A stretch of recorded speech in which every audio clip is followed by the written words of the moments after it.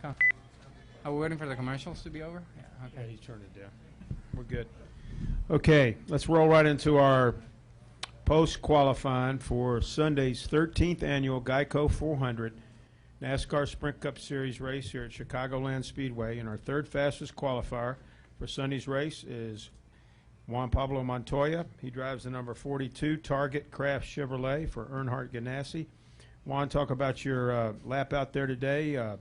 Certainly starting up front here on Sunday's race has to be a good deal for you. Kind of disappointed we didn't get the pole. You know, our car was really, really good in practice. Looking at Darfish, I was losing a lot in 1 and 2, and I nailed 1 and 2 in qualifying. I went into 3 thinking, oh, I know what I got to do, and I lifted and never turned. So it's like I got back to the gas and I went, oh, I'm like, oh, great. You know, I know that feeling. So I was actually surprised we finished third, you know. When he bucks down like that and you still got to make it all the way to the start-finish line, normally it's not a good sign. But it was okay, you know. We've been pretty good the last few weeks, you know. So, you know, around the Indy, they started bringing new cars and better things, and we've been running a lot better, so it makes it more fun. Very good. We'll take questions now for Juan. We'll start right here with Lee, and we'll get to your questions. Go ahead. Lee Spencer, Fox Sports. NASCAR is planning a meeting with the teams tomorrow to talk about new rules for officiating and things of that like. They want to... No team orders. Huh? That's what you're saying? No team orders? No F1 team orders? Well, I think there's a lot on the table, but having raced with, you know, on 3 of the top motorsports series, what do you think needs to happen so we don't have another night like Saturday night at Richmond? I don't know. The question I asked when coming here is maybe with qualifying third I could make the chase too, so I don't know. That's all I'm going to say. I don't want to get involved. It's way above my head. Thank you.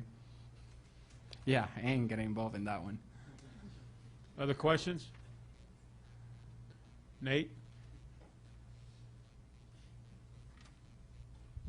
Nate Ryan, USA Today Sports. I'll try to get you in trouble on another topic. Restarts were a big deal after Richmond, the Edwards restart on Paul Menard, and I know you were involved in something like that at Dover with Jimmy.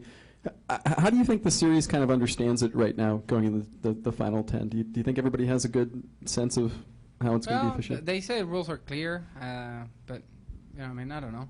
Even talking to Jennifer this week, we talked about the lucky dog. You know, I felt I had the lucky dog on the 24, and they gave it, you know, 24 had to drive around me to get the lucky dog, and we were on the same lap, and I thought that's kind of weird, but I was pretty mad about that one. But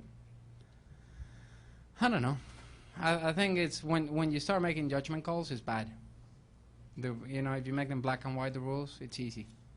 You know what I mean? If the rule says you don't beat the leader to the line, and if you do, get out of the gas. But it seems that there's a gray area there. Anything else for Juan? Juan, before you leave, I'd be remiss if I didn't ask you for your Hispanic fans and the media that cover you, Hispanic media that cover you. Just talk about your outlook for this weekend at Chicagoland Speedway and your qualifying effort here today, if you would, please. Bueno, la verdad estoy muy contento. Calificamos terceros y la verdad teníamos el carro para estar primero y se me fue el carro, al frente del carro en la 3. Pero no, contento, clasificamos muy bien. El carro de últimas carreras estaba muy bien. Yo creo que desde Indianápolis empezamos a traer carros nuevos y la verdad están muy rápidos. Entonces, desde ese punto de vista, estoy muy contento. Thank you, Juan, and good luck this weekend. Thank you. I heard that, yeah. Hey, Diego would get it. Yeah, Diego, the thing about that one is the newspaper in Columbus is not going to come out. So are you going to the meeting tomorrow?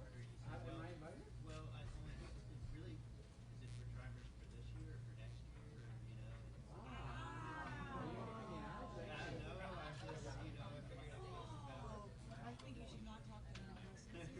Okay, our second fastest qualifier for Sunday's 13th annual Geico 400 is our defending NASCAR Sprint Cup Series champion, Brad Keselowski, and he drives the number 2 Miller Lite Ford for Penske Racing. Brad, talk about your qualifying effort out there, and obviously this is a racetrack that you won a year ago. Sure, Kerry, you okay? You sound tired, man. You having a long day? I'm pacing myself. You got a lot of pacing to do. You know, it's absolutely, this is a track that has been good to us in the past, certainly starting up front. with the way track position is very, very helpful. Pit stall selection, all those good things that come with it. So I'm happy for that, but obviously we still got to run a race, still got to work hard and find speed to be up at the front.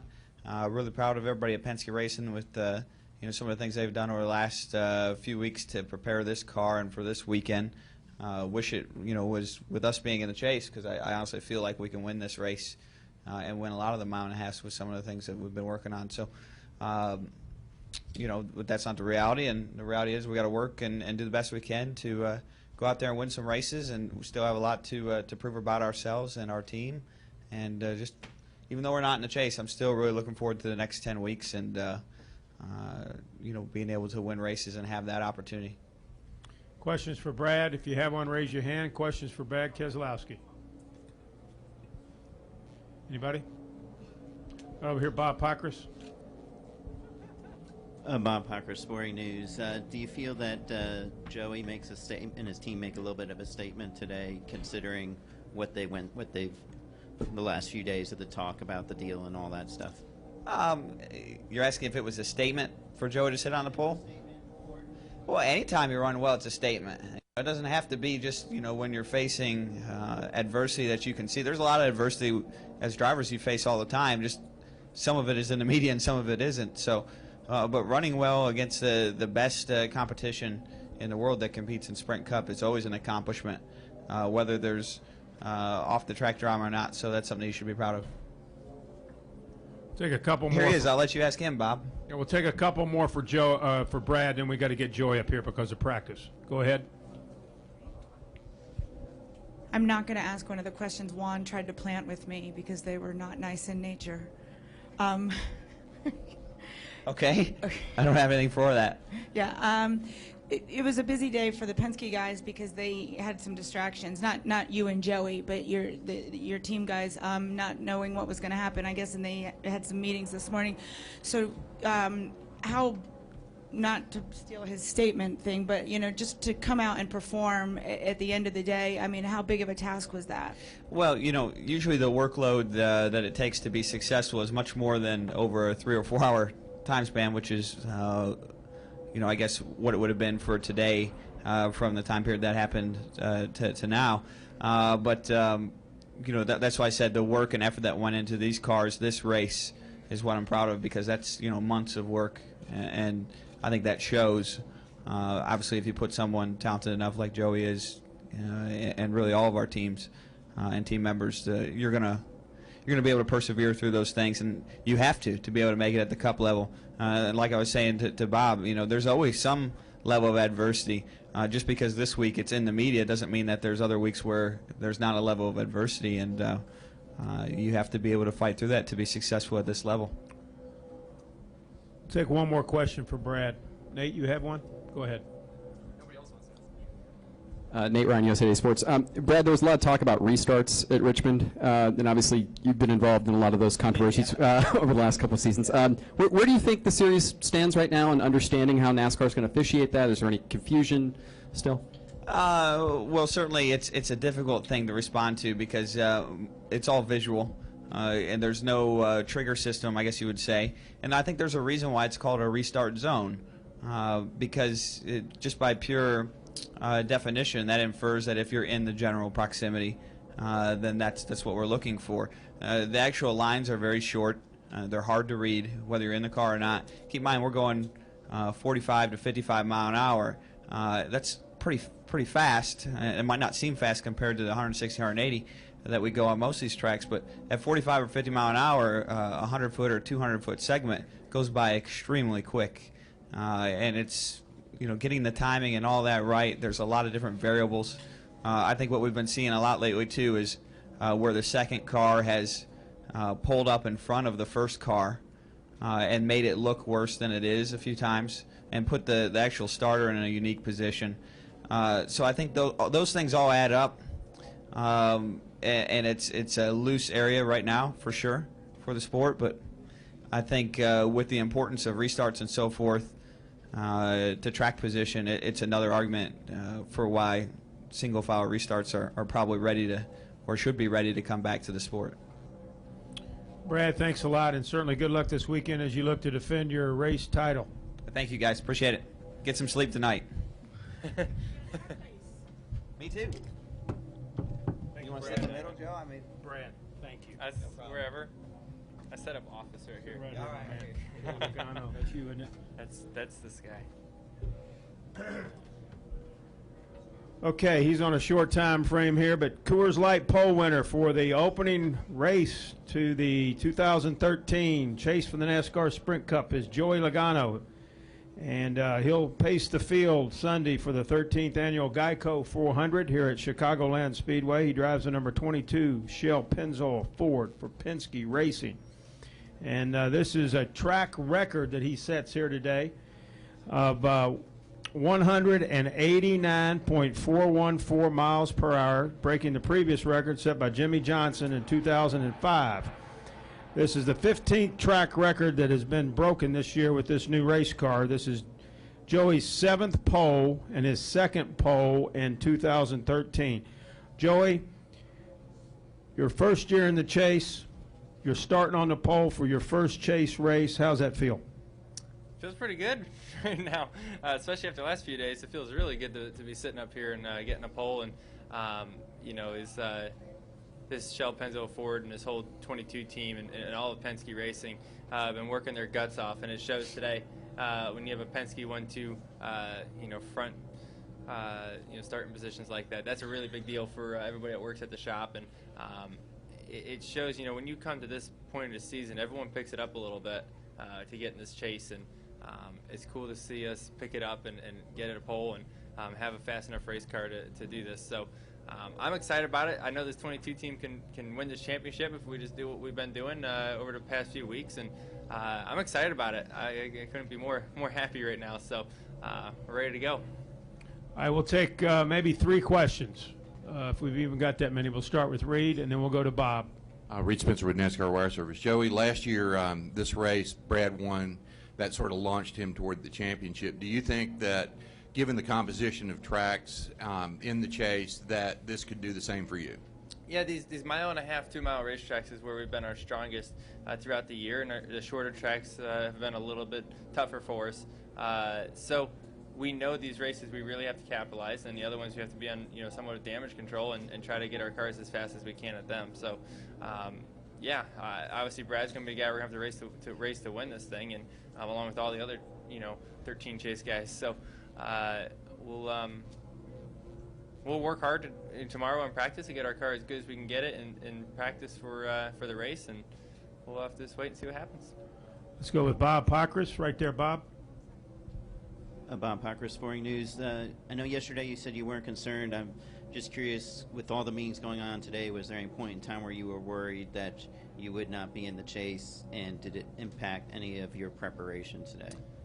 No, it didn't impact my preparations at all. I felt like I did a good job on being able to stay focused in here, and focused on doing what we have to do. And no, there wasn't any worry in my mind that we weren't going to be in the chase. I felt like we deserved to be here, despite what everyone says on Twitter. I realized that there's a lot of people on Twitter that are really mean, and I read enough of it that I thought, wow, this Joey Logano guy's a real jerk.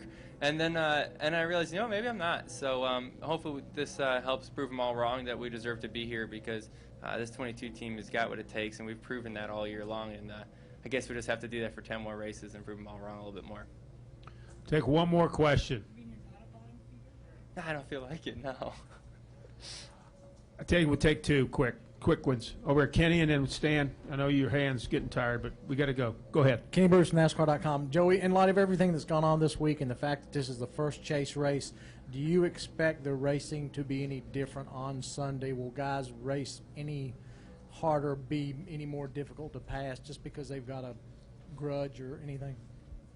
No, I don't expect that. Not because of a grudge. It might be tougher because you're running for a championship, but I mean, over the last 10, 12 weeks, we've been racing really hard to get in the chase, and that's really hard. And if you look at the guys that were racing to get in the chase, they were putting up some really good numbers. You look at Newman, and you look at the 24, you look at the 78, the 16. We were putting up some pretty good numbers to get into this thing, and the 56 car also. So the guys that are in it, we've been trying really hard the last few weeks to do this, and now that we're here, we don't want to just let it slip away. We want to capitalize on the opportunity. Final question, Stan. Yeah, Stan Creekmore with RPMTonight.com over here, Joey. Joey, how close of a feeling did you have that the pole would be yours during practice, and how many tenths or hundredths of a second will you lose when you convert over to the race setup? We'll lose. It was about 8 tenths today.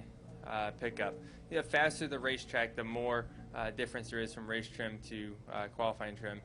Just because obviously you're adding tape, and the faster you're going, the more downforce you make, the more difference that's going to have. So that's pretty common when you come to a racetrack this big.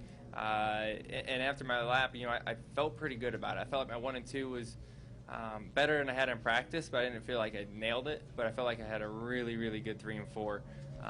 So I was glad I hung in there. But I was really nervous about the 42. I thought he was going to have a really fast lap, and I was watching the TV, and it showed him about a tenth up down the backstretch, and I'm like, oh crap, he got me. But we were able that really good 3 and 4 was able to make up the difference there. So we'll have our work cut out tomorrow for us to work on this car a little bit more, because everyone's going to be working on to get their stuff better. We can't just stay calm, and we'll be focused in to try to win this race. Joey, thank you very much. Good luck Thanks, the guys. rest of the weekend. Appreciate it. Thank you. Jeremy.